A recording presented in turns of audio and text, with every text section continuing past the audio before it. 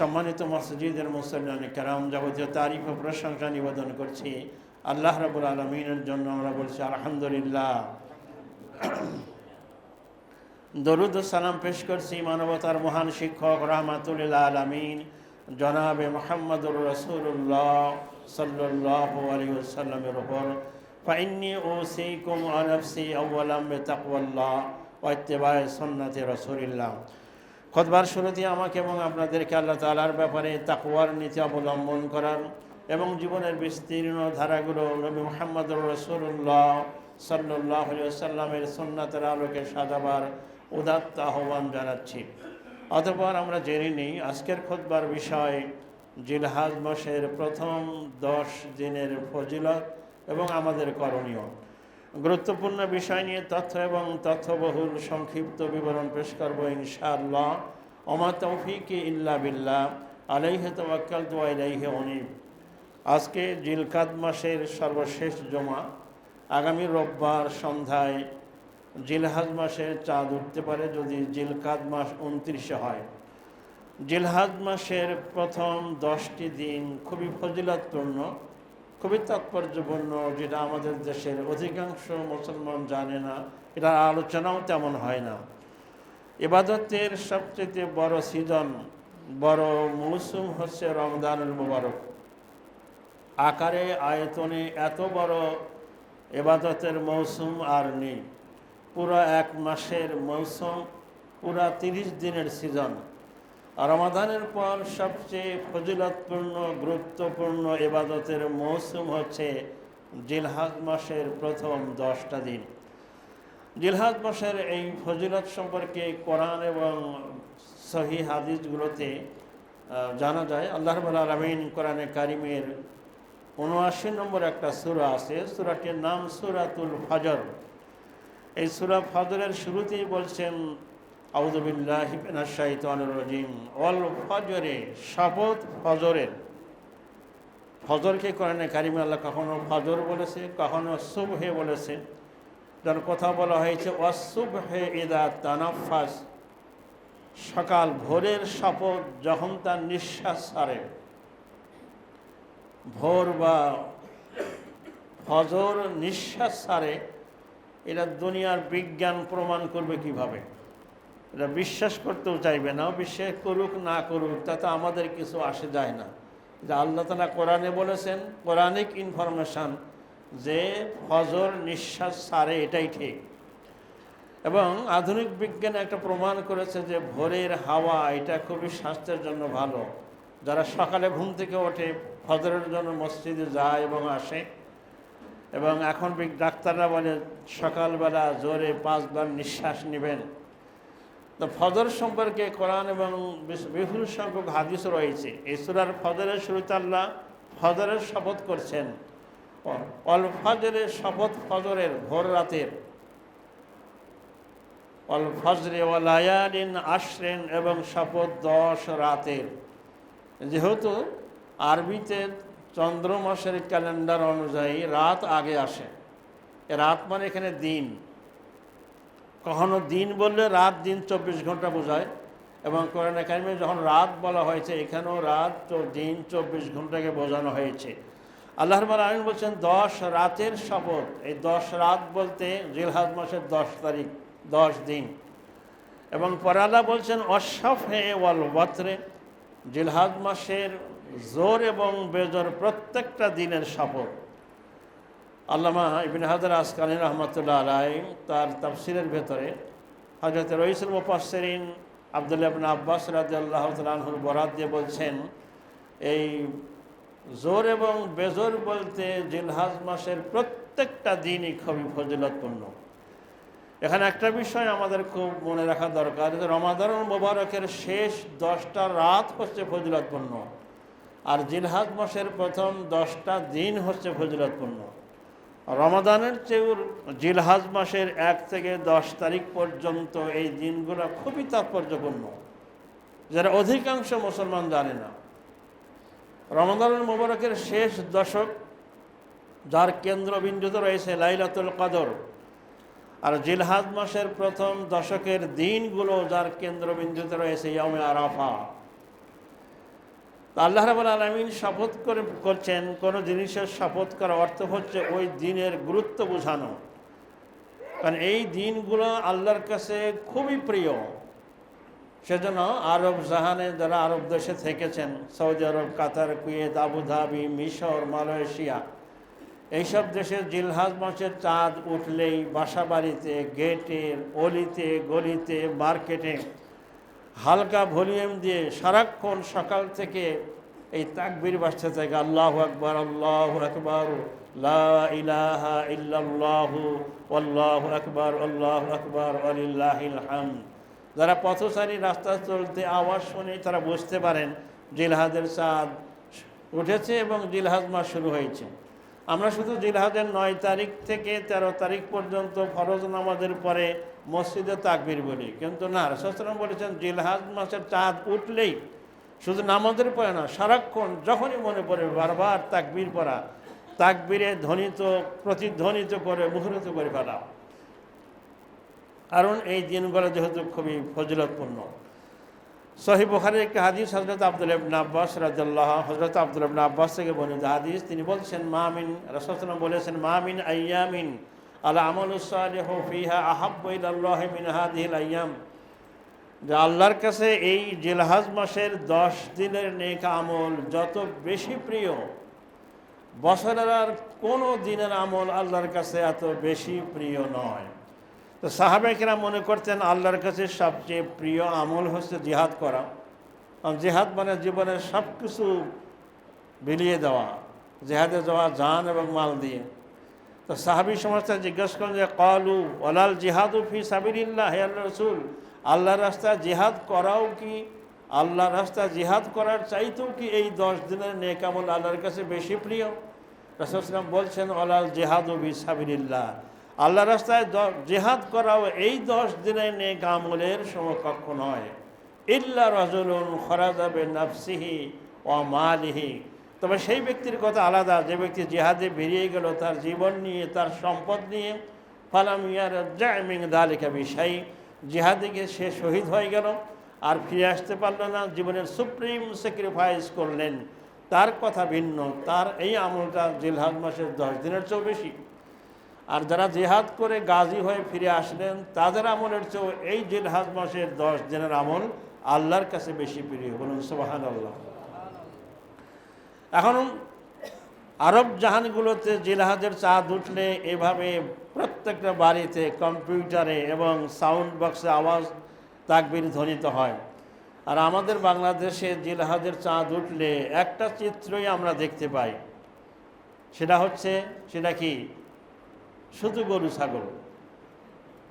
গরু ছাগল নিয়ে এত বেশি ব্যস্ত, গরুর পেছনে মানুষেরা এত ব্যস্ত হয়ে পড়ে, এবং মিডিয়াগুলোতেও কোথায় কোথায় গরু ছাগলের হাট বসবে এটা বলতে থাকে। মানুষেরা গরুর পেছনে এত দৌড়ায়, একটা গরু কিনতে 3 বার 4 বার 5 দিন হাটে যায়। আল্লাহর হস্তে দিবেন, গরুর পেছনে এত সময় নষ্ট করা যাবে না। তো জিলহজ মাসের এই 10 দিনের আমল শুধু গরু ছাগল নয়, মনে রাখতে হবে। সেজন্য রাসূল সাল্লাল্লাহু আলাইহি ওয়াসাল্লাম বলছেন যে এই 10 দিনের আমল আল্লাহর কাছে যত প্রিয় আর কোনো মাসের কোনো সময়ের আমল দিনের বেলায় আল্লাহর কাছে এত প্রিয় নয়। সহিহ মুসলিমের আরেকটি হাদিস রাসূল সাল্লাল্লাহু আলাইহি ওয়াসাল্লাম বলেছেন, মা মিন আইয়ামিন আহাব্বুল আমাল ইলাল্লাহ, আল্লাহর কাছে কোনো দিনের আমল এত বেশি প্রিয়, এত বেশি পছন্দনীয় নয় এই 10 দিনের আমলের চেয়ে। সুতরাং এই 10 দিন যখন আসবে, তোমরা যখন এই 10 দিন পাবে, ফাআকসিরু ফীহিন্না মিনাত তাসবিহি ওয়াত তাকবীরি ওয়াত তাহলিলি ওয়াত তাহমিদ, তখন তোমরা বেশি থেকে বেশি তাসবিহ পড়ো, তাহলিল করো, তাহমিদ করো এবং তাকবীর বলো। তাসবিহ হচ্ছে সুবহানাল্লাহ সুবহানাল্লাহ, তাহলিল হচ্ছে লা ইলাহা ইল্লাল্লাহ, আর তাহমিদ হলো আলহামদুলিল্লাহ, আর তাকবীর হলো আল্লাহু আকবার। আরেকটা হাদিস রয়েছে, আকসরু ফীহিন্না মিনাত তাহলিলি ওয়াত তাহমিদ ওয়াত তাকবীর, তোমরা তাহমিদ, তাহলিল এবং তাকবীর বলো। হচ্ছে আল্লাহু আকবার, আল্লাহু আকবার, লা ইলাহা ইল্লাল্লাহু, আল্লাহু আকবার, আল্লাহু আকবার, ওয়ালিল্লাহিল হামদ। এটা জিলহজের চাঁদ যেদিন উঠবে সেই দিন থেকেই ওযু হোক, বিনা যেতে হোক, চলতে ফিরতে বসতে যত বেশি থেকে বেশি বলতে পারেন। হাতে চলবে, হাতে করবে হাতের কাজ, মুখে চলবে আল্লাহর কাজ। আল্লাহ রাব্বুল আলামিন আমাদেরকে এই আমলগুলো করার তৌফিক দান করুক। সবাই বলুন আমিন। কারণ এই সুন্নাতটা আমাদের সমাজ থেকে হারিয়ে গেছে, বিলুপ্ত হয়ে যাওয়া সুন্নাত। এই সুন্নাতগুলোকে পুনর্জীবিত করা এখন মুসলিম উম্মার জন্য সময়ের অপরিহার্য দাবি। রাসূল সাল্লাল্লাহু আলাইহি ওয়াসাল্লাম হাদিসে বলেছেন, মান আহইয়া সুন্নতি ফাকাদ আহাব্বানি।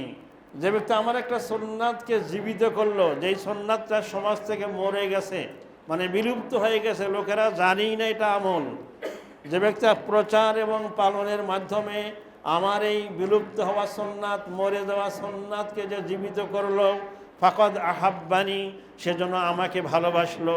ওমান আহাব্বানি কানা মাইয়া ফিল জান্নাহ, যে আমাকে ভালোবাসলো সে আমার সাথেই জান্নাতে থাকবে। আল্লাহু আকবার।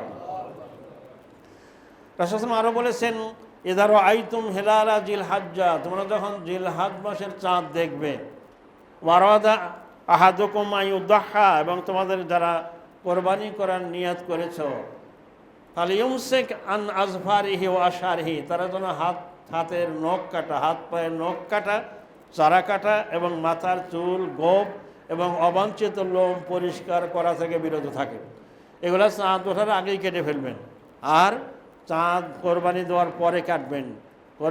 ঈদুল আজহার মানে জিলহাজের চাঁদ ওঠার পর থেকে নিয়ে কোরবানি দেওয়া পর্যন্ত লোম, পশম, হাত পায়ের চারা, নখ এগুলা কাটা থেকে বিরত থাকবেন। আরেকটা হাদিসে বলা হয়েছে, যে ব্যক্তি এগুলো করবে সে একটা বকরি কোরবানি দেওয়ার সওয়াব পাবেন। সুবহানাল্লাহ। এই আমলগুলো আমরা করবো তো ইনশাল্লাহ। এই হারিয়ে যাওয়া সুন্নাত। সম্মানিত মসজিদের মুসলিম কেরাম, এই দশকের আরেকটি আমল হচ্ছে মানে বেশি থেকে বেশি আল্লাহর জিকির করা। দ্বিতীয় হচ্ছে রেগুলার যে ইবাদতগুলো আছে, অন্য সময় হয়তো বা একটু গাফিলতি হয়েছে, সব নামাজ জামাতে যেতে পারিনি। এই দশকে একেবারে সর্বোচ্চ চেষ্টা করবেন আজান হলেই বা জামাত তাকবীর ওয়ালার সাথে নামাজ পড়ার জন্য চেষ্টা করা এবং কোরআন তেলাওয়াত বেশি বেশি করে করা। 3 নম্বর কাজ হচ্ছে পাপ থেকে বিরত থাকা, যেহেতু এটা হারাম মাসের একটা মাস। আল্লাহ রাব্বুল আলামিন বলছেন, ফাযালিকা দীনুল কাইয়্যিম, এটা হচ্ছে আল্লাহ তাআলার বিধিবিদ্ধ বিধান। ফালা তাযলিমু ফীহিন্না আনফুসাকুম, এই হারাম মাসগুলোতে জিলকাদ, জিলহজ, মুহররম, রজব, এই 4টা হচ্ছে হারাম মাস। এই মাসগুলোতে তোমরা নিজেদের উপরে জুলুম করবে না, মানে পাপ আচারে লিপ্ত হবে না। সকল ধরনের পাপ থেকে বিরত থাকার চেষ্টা করতে হবে। পাপ এমনিতেই পাপ, তা আমরা সিদ্ধান্ত নিই এই দশকে ইনশাআল্লাহ আমরা পাপ আচার বর্জন করব। এখন এই মাসের এত ফজিলত কেন? এই মাসের এত অনেকগুলো কাজ আছে, আগামী জুমায় বাকিগুলো আমরা বলবো ইনশাআল্লাহ। যেমন কোরবানি করা, কোরবানির গোশত দিয়েই দিনের প্রথম খাবার শুরু করা। যেহেতু কোরবানি হচ্ছে, ঈদ হচ্ছে আল্লাহ তাআলার পক্ষ থেকে আমাদেরকে দাওয়াত দেওয়া হয়েছে, তো আমরা কোরবানি আল্লাহর জন্যই করি। আল্লাহর জন্য কোনো কিছু দান করলে সেটা আর গ্রহণ করা যায় না, কিন্তু একমাত্র দুটো জিনিস আল্লাহর জন্যই করা হয়, আল্লাহুম্মা লাকা ওয়া মিনকা। কিন্তু এটাকে আবার আল্লাহ বলছেন, আমি তোমারটা পেয়েছি, এখন তুমি এটা খেতে পারো, গ্রহণ করতে পারো। একটা হচ্ছে কোরবানির গোশত, আর একটা হচ্ছে আকিকার গোশত। এটা আল্লাহর জন্য দেওয়া হয়, দান করা হয় আল্লাহর জন্য, কিন্তু এটা দাতা গ্রহণ করতে পারবেন। তাই কোরবানি ঈদের দিন ঈদের সালাত আদায় করে যত তাড়াতাড়ি পশু কোরবানি করে না খেয়ে ক্ষুধার্ত অবস্থায় থাকবেন, এবং এই কোরবানির পশুর গোশত রান্না করে পারলে কলিজা দিয়ে সর্বপ্রথম দিনের খাবারটা শুরু করা, এটা একটা সুন্নাত। এখন প্রশ্ন হচ্ছে, এই জিলহজ মাসের 10টা দিন এত ফজিলতপূর্ণ কেন? এর ফজিলত এত বেশি বলা হয়েছে, আমাদের একটা মত বলছেন, কেউ কেউ বলেছেন রমজানুল মোবারকের চাইতেও এই 10 দিনের ফজিলত বেশি। এটা সত্য যে রমজানুল মোবারকের দিনের চেয়ে রাতগুলো ফজিলতপূর্ণ, বিশেষ করে রমজানের শেষ 10টা রাত, আর জিলহজ মাসের প্রথম 10টা দিন খুবই ফজিলতপূর্ণ। এর কারণ হচ্ছে, আবার এই আল্লামা ইবনে হাজার আসকালানি রহমাতুল্লাহ আলাইহ, হানাফি মাযহাবের খুব বড় একজন আলেম, অনেক বড় আলেম, তিনি বলেছেন এই দশকের এত ফজিলত হওয়ার কারণ হচ্ছে ইবাদতের মৌলিক যত ইবাদত আছে সকল ইবাদতের সমাহার ঘটেছে এই দশকে। রমাদান মাসেও সব ইবাদতের সমাহার ঘটে নাই। রমাদান অনেক ফজিলতপূর্ণ মাস, কোনো সন্দেহ নাই, তো এই জিলহজ মাসের দশকে ইবাদত, যতগুলো মৌলিক ইবাদত, উম্মাহাতুল ইবাদা, সকল ইবাদতের সমাহার ঘটেছে। যেমন ঈমান সবসময় পোষণ করতে হয়, এই দশকেও ঈমান পোষণ করতে হয়। সালাত সব সময় পড়তে হয়, ইকামুস সালাত, সালাত আদায় করতে হয়, এই দশকেও সালাত আছে।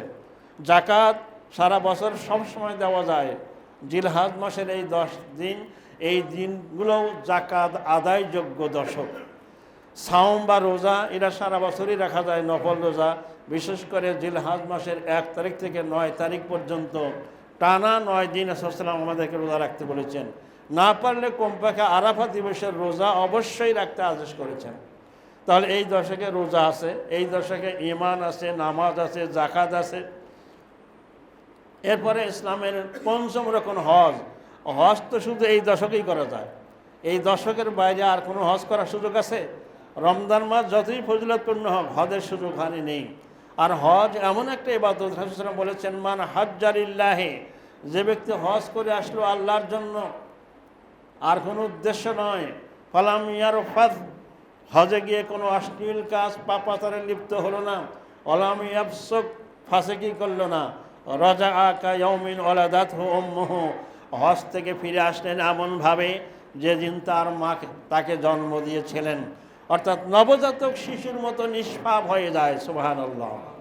সুতরাং হজের মতো এত মশহুর ইবাদত, এটাও এই দশকের মধ্যে আছে।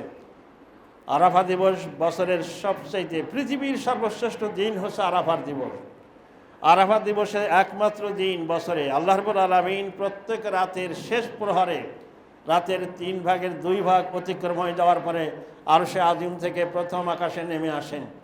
দিনের বেলায় নেমে আসেন বছরে একমাত্র একদিন, সেদিন হচ্ছে ইয়ামে আরাফা, আরাফা দিবস। যেদিন হাজী সাহেবগণ আরাফার ময়দানে এক জায়গা হয়, সেই দিন আল্লাহ রাব্বুল আলামিন পৃথিবীর মানুষকে ক্ষমা করার জন্য আরশে আজিম থেকে পৃথিবীর নিকটতম আসমানে নেমে আসেন। সুবহানাল্লাহ। সুতরাং এই হজ এবং আরাফা দিবস এটাও রয়েছে এই দশকের ভেতরে। আর কোরবানি সেটাও এই দশকের ইবাদত। তাহলে এবার সকল মৌলিক ইবাদতের সমাহার ঘটেছে এই দশকে। তাই এই দশকের ফজিলত এবং তাৎপর্য এত বেশি। তাই এই দশককে অবহেলা করবেন না। বাসা বাড়িতে এই দশক শুরু হলেই বাসায় পারিবারিকভাবে ছেলে মেয়ে, স্ত্রী, পুত্রবধূ সবাইকে জানাবেন জিলহজ মাসে চাঁদ উঠেছে। এখন সবাই এই তাকবীর বলতে থাকবেন। যাদের বাসায় কম্পিউটার আছে, প্রয়োজনে কম্পিউটারে সাউন্ড দিয়ে রাখবেন। যখন বাসায় ঢুকবেন সালাম দিয়ে আসসালামু আলাইকুম রহমতুল্লাহ, এরপর আল্লাহু আকবার, আল্লাহু আকবার তাকবীর বলে একটু মনে করে দিবেন। রাসূল সাল্লামের খুব জরুরুল কদর সাহাবী হযরত আবু হুরায়রা রাদিয়াল্লাহু তাআলা আনহু, তিনি জিলহজ মাসের চাঁদ উঠলে বাজারে যেতেন, কোনো কিছু কেনার জন্য নয়। উনি বাজারে গিয়ে যেখানে লোকজনের ভিড় দেখতেন, সেখানে গিয়ে জোরে জোরে বলতেন আল্লাহু আকবার, আল্লাহু আকবার, লা ইলাহা ইল্লাল্লাহু, আল্লাহু আকবার, ওয়ালিল্লাহিল হামদ। একথা শুনে লোকেরাও আল্লাহু আকবারের তাকবীর দিতে থাকতেন এবং পুরো তাকবীরে মুখরিত হতো। এবং এখনও কোনো দেশে জিলহজের চাঁদ উঠলে বাসে লোকেরা উঠে, কেউ কেউ উঠে এইভাবে তাকবীর বলে, বিশেষ করে অমুসলিম দেশগুলোতে। আমাদের দেশে যদি কেউ বলে তাহলে মানুষেরা মনে করবে এ কি, লোকটা কি ফেরিওয়ালা নাকি, কিছু বিক্রি করবে নাকি। তো বলার পর যদি আপনি বলেন, দেখেন ভাই জিলহজের চাঁদ উঠেছে, আমরা তো সবাই মুসলমান, তো জিলহজের চাঁদ উঠলে বেশি থেকে বেশি তাকবীর করতে বলা হয়েছে, তাহলে মানুষেরা কে কী মনে করলো এটা দেখার বিষয় না। যেহেতু এটা ইসলামের একটা শেয়ার, ইসলামের একটা নিদর্শন, এটা হারিয়ে যাচ্ছে সমাজ থেকে। তা আসুন আমরা জিলহজ মাসকে মূল্যায়ন করি। জিলহজ মাসের এই প্রথম 10টা দিনকে আমরা বেশি থেকে বেশি তাকবীর বলি, তাসবিহ পড়ি, আল্লাহর জিকির করি। ওয়াজকুরুল্লাহ ফি আইয়ামিম মা'দুদাত, আল্লাহ রাব্বুল আলামিন বলেছেন তোমরা আল্লাহর জিকির করো নির্দিষ্ট দিনগুলোতে। এই নির্দিষ্ট দিন বলতে এই 10টা দিন বেশি বেশি আল্লাহর জিকির করা, এবং আল্লাহর জিকির আল্লাহর কাছে খুবই প্রিয় বিষয়। রাসূল সাল্লাল্লাহু আলাইহি ওয়াসাল্লাম হাদিসে বলেছেন আহাব্বুল আমালি ইলাল্লাহ, আল্লাহর কাছে অন্যতম প্রিয় আমল হচ্ছে আন তামুতা ওয়া লিসানুকা রাতাবুম মিন যিকরিল্লাহ। তুমি যখন মারা যাবে, তোমার মারা যাওয়ার সময়, ইন্তিকালের সময়, ওয়াফাতের সময় তোমার জবানটা, জিহ্বাটা আল্লাহর জিকিরে ভেজা ছিল, সিক্ত ছিল। এই অবস্থায় কোনো মুসলিম যে মারা যাবে না, এটা হচ্ছে খুবই প্রিয় আমল। কারণ সারা জীবন ভালো কাজ করলেন, মৃত্যুর সময় আল্লাহর জিকির কালেমা শাহাদাত নসিব হলো না, এমন যেন না হয়। আল আমরু বিল খাওয়াতিম, ইন্নামাল আমরু বিল খাওয়াতিম, সব ভালো যার, শেষ ভালো তার। সেজন্য সারাক্ষণ মুখে আল্লাহর জিকির রাখা। আর যেহেতু শেষ জামানা, এরা হচ্ছে ফাজাআতুল মউত, হঠাৎ মৃত্যু চলে আসবে, হঠাৎ হার্ট অ্যাটাক, হঠাৎ অ্যাক্সিডেন্ট। সেজন্য সারাক্ষণ মুখে আল্লাহর জিকিরকে স্মরণ রাখা। এটা মনে করে কারণ নাই যে কেবল আমার বয়স 30 বছর 40 বছর, আরও অনেক দিন বাঁচবো না। মৃত্যু কখন আসবে, মৃত্যুর জন্য তৈরি থাকা এবং আল্লাহর জিকির স্মরণ করা সবসময়। আল্লাহ রাব্বুল আলামিন আমাদেরকে জিলহজ মাসের এই দশকের যত ফজিলত তাৎপর্য আছে এগুলো বুঝে আমল করার তৌফিক দান করুক, আমিন। বারাকাল্লাহু লানা ওয়া লাকুম ফিল কোরআনিল আযীম ওয়া নাফা'আনি ওয়া ইয়্যাকুম বিমা ফীহি মিনাল আয়াতি ওয়ায যিকরিল হাকীম। আকুলু কওলি হাযা আস্তাগফিরুল্লাহ লি ওয়া লাকুম ওয়া লিসাইরিল মুসলিমিনা মিন কুল্লি যামব ফাস্তাগফিরুহু ওয়া তুবু ইলাইহি ইন্নাহু হুয়াল